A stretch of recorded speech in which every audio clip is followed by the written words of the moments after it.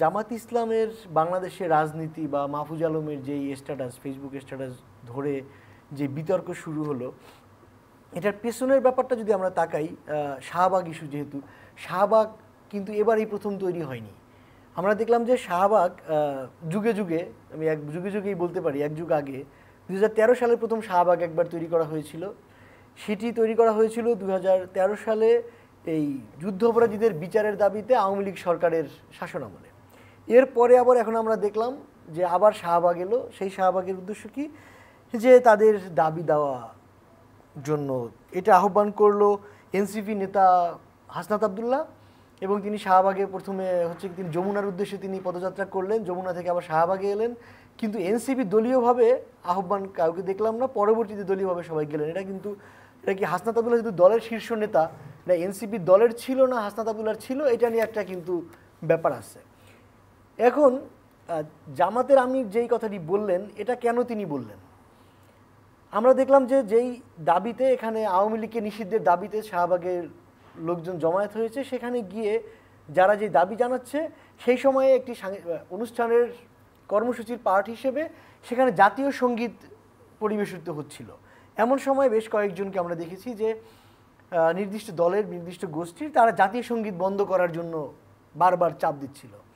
তো এখন স্বাভাবিকভাবেই আপনি বাংলাদেশে রাজনীতি করবেন,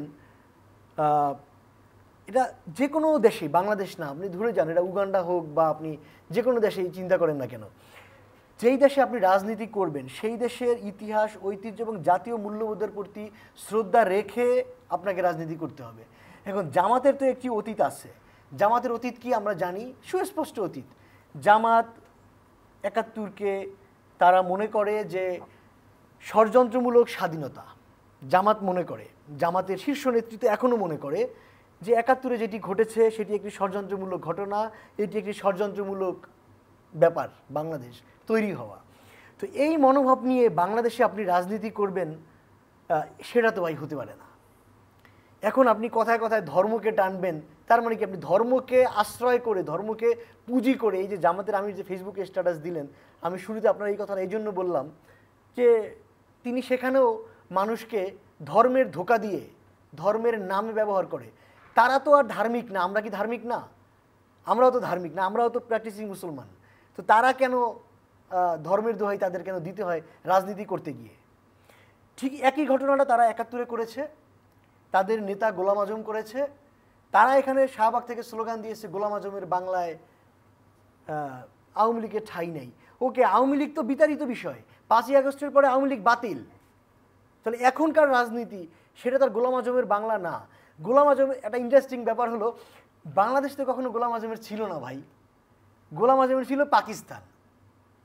এবং গোলাম আজম স্পষ্ট বলেছেন যে তিনি নিজে কখনো দাবি করেন নাই যে তিনি বাংলাদেশি, তিনি নিজেকে পাকিস্তানি হিসাবে ভাবতে গর্বিত মনে করতেন, গর্ববোধ করতেন। এখন তার যারা উত্তরসূরিতা, সেই ভাব শিষ্য যারা রাজনীতি যারা বয়ে নিয়ে বেড়াচ্ছেন, তারা কি করে বলেন যে গোলাম আজমের বাংলায়? মাহফুজ আলম আমাদের তথ্য উপদেষ্টা, তিনি সেই জায়গাটাকে তিনি নির্দেশনা করেছেন। সেই জন্য তিনি বলেছেন যে জামাতকে ৭১ ইস্যুতে বিচার করতে হবে, ক্ষমার মধ্য দিয়ে তাদের রাজনীতিতে আসতে হবে। 2 দিন আগে আইন উপদেষ্টা দাবির মুখে প্রকাশ করেছেন, যে বক্তব্য দিয়েছেন যে কি কি থাকবে। সেই ধারায় কিন্তু যেটা আছে যে রাজনৈতিক দল হিসাবে দলগত বিচার করার একটা ব্যাপার কিন্তু রয়ে গেছে। তো এখন মানবতা বিরোধী অপরাধের বিচার যদি হয়, আওয়ামী লীগের হয়, তাহলে জামাতের হতে দোষটা কোথায়?